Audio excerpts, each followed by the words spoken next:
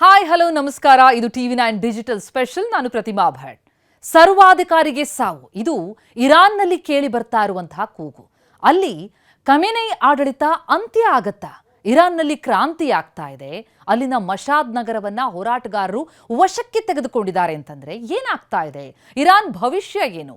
ಆ ಬಗ್ಗೆ ಮಾಹಿತಿ ಕೊಡ್ತಾ ಹೋಗ್ತೇನೆ.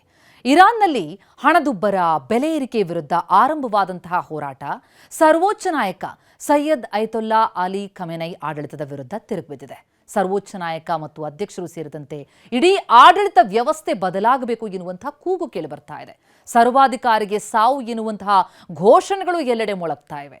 ದೇಶಭ್ರಷ್ಟ ರಾಜಕುಮಾರ ರೆಜಾ ಪಹ್ಲವಿ ನಗರ ಪ್ರದೇಶಗಳ ಮುತ್ತಿಗೆಗೆ ಕರೆ ಕೊಟ್ಟ ಮೇಲೆ ಪ್ರತಿಭಟನೆಯ ಸ್ವರೂಪವೇ ಬದಲಾಗೋಯ್ತು.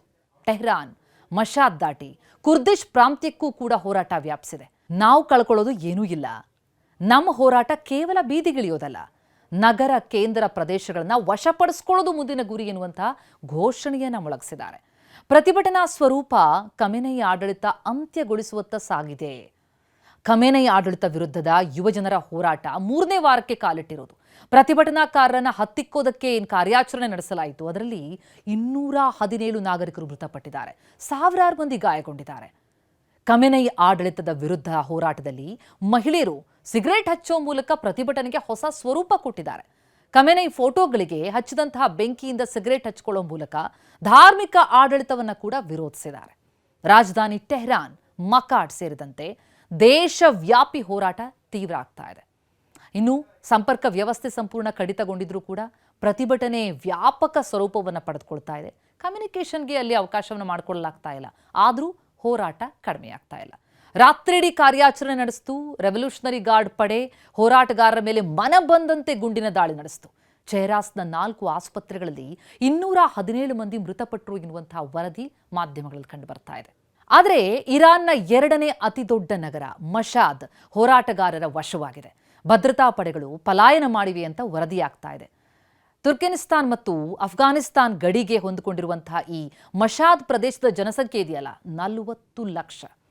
ಈ ನಡುವೆ ಮಕ್ಕಳನ್ನ ಹೋರಾಟ ಹಾದಿ ಹಿಡಿದಂತೆ ನೋಡ್ಕೊಳ್ಳಿ.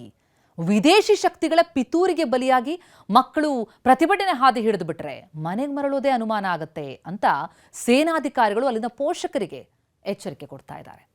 ಮತ್ತೊಂದೆಡೆ ಅಮೆರಿಕ ಆಶ್ರಯದಲ್ಲಿರುವಂತಹ ಉಚ್ಚಾಟಿತ ರಾಜಕುಮಾರ ರೆಜಾ ಪಹ್ಲವಿ 50 ವರ್ಷದ ಬಳಿಕ ತಾಯ್ನಾಡಿಗೆ ಮರಳೋದಕ್ಕೆ ಸಿದ್ಧತೆ ಮಾಡಿಕೊಂಡಿದ್ದಾರೆ. ಸಾಮಾಜಿಕ ಜಾಲತಾಣದಲ್ಲಿ ಅದರ ಬಗ್ಗೆ ವಿಡಿಯೋ ಮೆಸೇಜ್ಗಳನ್ನು ಹಾಕಿದ್ದಾರೆ ಪಹ್ಲವಿ. ಇರಾನ್ನಲ್ಲಿ ಆರಂಭ ಆಗಿರುವಂತಹ ರಾಷ್ಟ್ರೀಯ ಕ್ರಾಂತಿ ಅಂತಿಮ ಹಂತ ತಲುಪಿದೆ. ನಾಗರಿಕ ಹೋರಾಟದ ಗೆಲುವು ಸನಿಹದಲ್ಲಿದೆ. ಇಂತಹ ಸಂದರ್ಭದಲ್ಲಿ ದೇಶದ ಜನರೊಂದಿಗೆ ನಿಲ್ಲೋದಕ್ಕೆ ನಾನು ಬಯಸಿದ್ದೇನೆ ಅಂತ ರಾಜ ಹೇಳ್ಕೊಂಡಿದ್ದಾರೆ. ಒಟ್ಟಾರೆ ಇರಾನ್ನಲ್ಲಿ ಹಣದುಬ್ಬರ ವಿರುದ್ಧ ಶುರುವಾದಂತಹ ಪ್ರತಿಭಟನೆ ಈಗ ಖಮೇನಿ ಆಡಳಿತವನ್ನು ಅಂತ್ಯಗೊಳಿಸೋ ಹೋರಾಟವಾಗಿ ಕಂಡು ಬರ್ತಾ ಇದೆ. ಅದರ ಜೊತೆಗೆ ಅಮೆರಿಕಾದ ನಡೆ ಏನು ಅನ್ನೋದು ಕೂಡ ಕುತೂಹಲವನ್ನು ಮೂಡಿಸ್ತಾ ಇದೆ. ಒಟ್ಟಾರೆ ಇರಾನಿಗರು ಏನನ್ನ ಬಯಸ್ತಾ ಇದ್ದಾರೆ? ಖಮೇನಿ ಆಡಳಿತ ಅಂತ್ಯ ಆಗುತ್ತಾ? ಕುತೂಹಲ ಇದೆ. ನಮಸ್ಕಾರ.